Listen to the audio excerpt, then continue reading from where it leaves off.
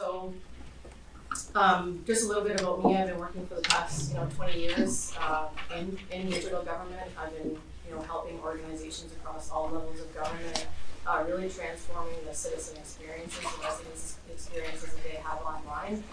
And I'm quite passionate about the way that governments serve and really provide benefits to the communities that they serve. So just make sure I've got things going here in order. There's lots of screens.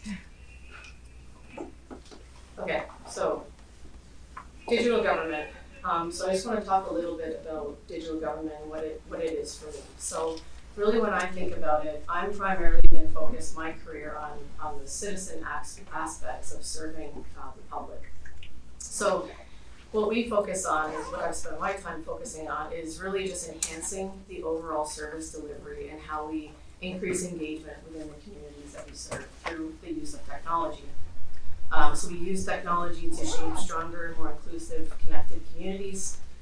We transform the citizen experience.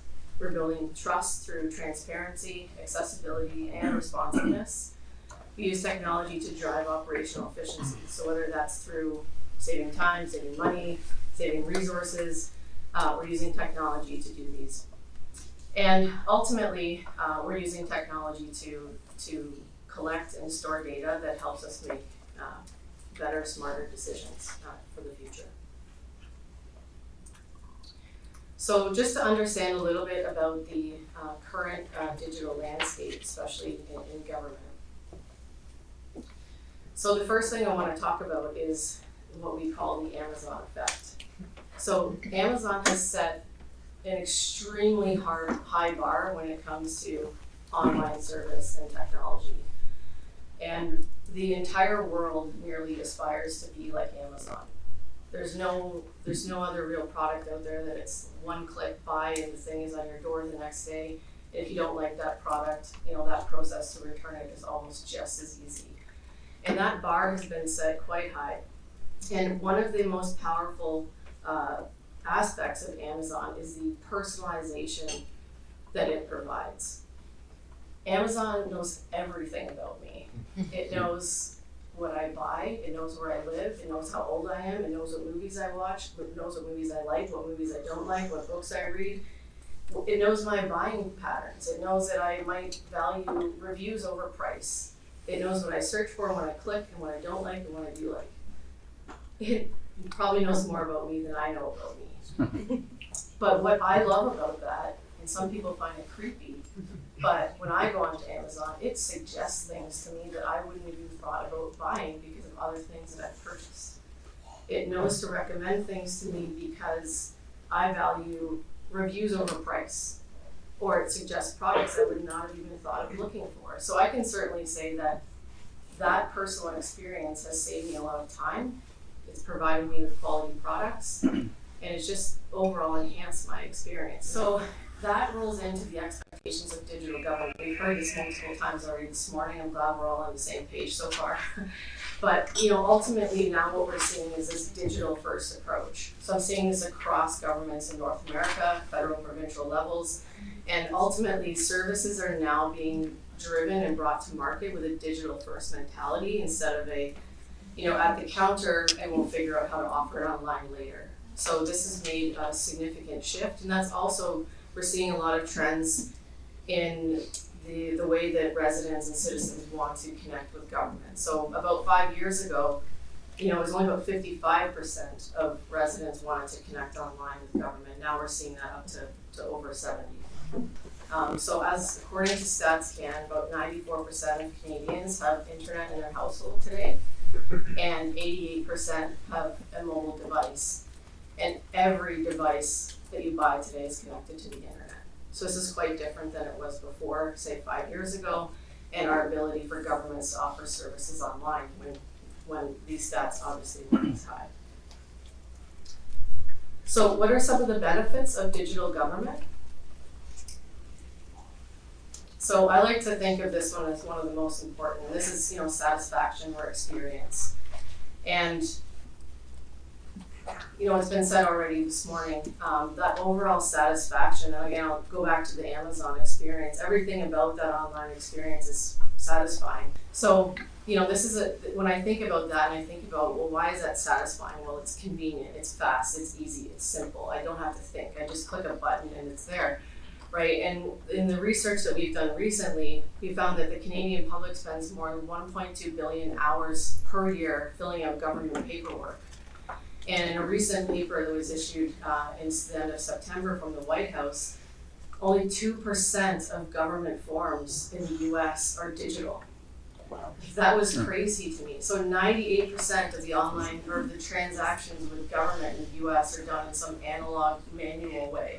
That just blew my mind, right? So that satisfaction comes down to, saving time. So the other one is around the cost. So again, we've done some research. When you look at the cost of an in-person service, about $6.50 per transaction. A phone service is about $4 per transaction. And then you move to online, which is about 10% per transaction. That's a 98% difference in terms of being in person and online. And by no means am I stating that government should only be offering services online. It's just we have to be strategic about where, how, and when we're doing that. So the next is the workforce optimization. So this is, it's been said already a few times today, is the labor shortage. Canada especially is really struggling to find labor. And how are we going to serve the public if we don't have people to do that? So if we look into 2025 and I jump ahead to 2030, or 31, sorry, there's been over a 15% decline in population, and literally according to StatsCan yesterday, the aggressive immigration plans we have in place are by no means going to replace the amount of workers that we need. So if you think it's bad today, it's going to be significantly worse over the next 10 years.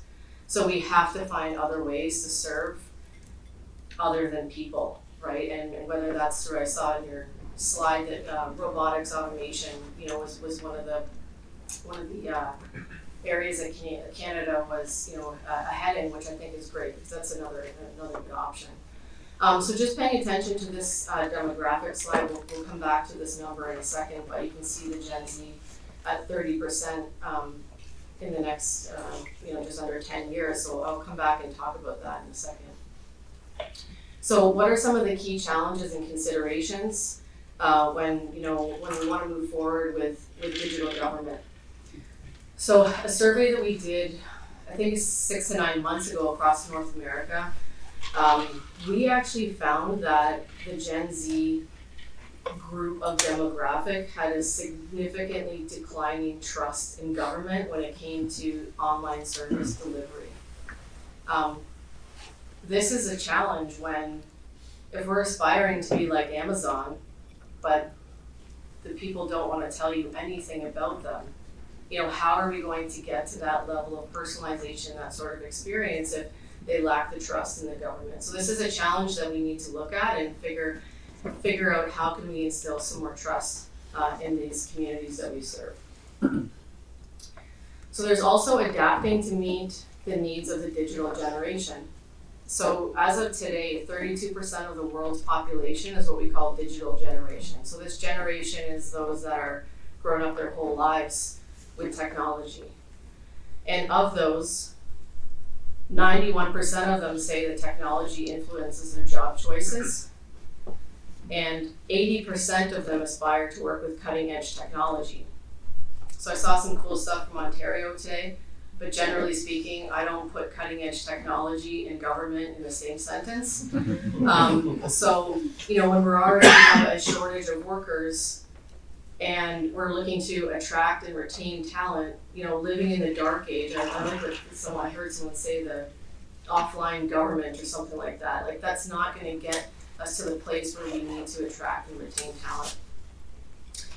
And the last point here I wanted to make about this generation is, if you remember earlier slide, showed that Gen Z is going to be one of the primary new groups of citizens that we need to serve in the next 8 or 9 years.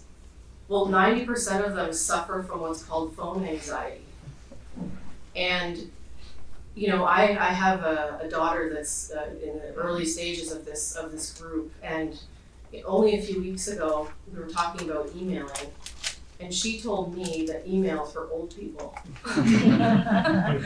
And I was just like, well, how do you communicate? Like, for me, that's my primary way of communicating. My friends know if you need to get a hold of me, email me. Don't call me, don't text me, don't message me on Facebook.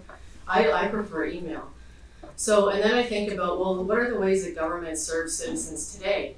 Well, you can phone them, you can email them, or you can go down to the local government office and have an at-counter service. And if you think about that demographic that's going to be coming up in the next few years, they don't want to phone you, they don't have email, because that's for old people, and they're not going to get in a car and drive down to City Hall to or a government office to get a dog license or a garbage tag or a passport. They want to do these things online. They want to be served online in ways that we're not serving them today. So we need to be prepared for that generation that's coming, and we're not there today. So some of the key challenges and considerations when you're developing your strategies or your plans, to digitally transform.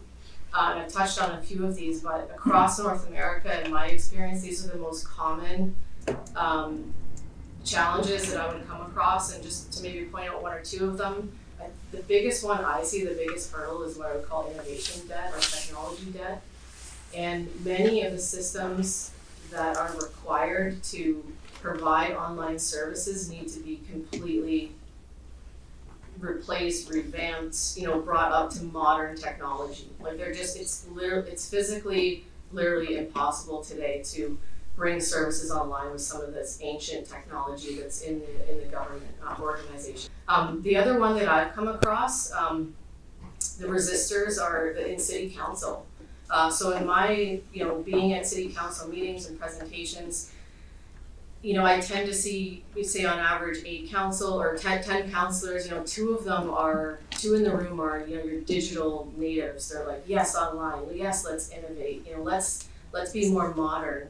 And then the other 8 are kind of like, yeah, but, taxpayers need to see the service. They need to see that person at the counter. They need that personal interaction with the residents because we want to see the tax dollars at work, right? So there tends to be that bit of resistance to go digital. So I think, if you're preparing plans and strategies, just being aware of that resistance that's out there and figure out ways to kind of work around that.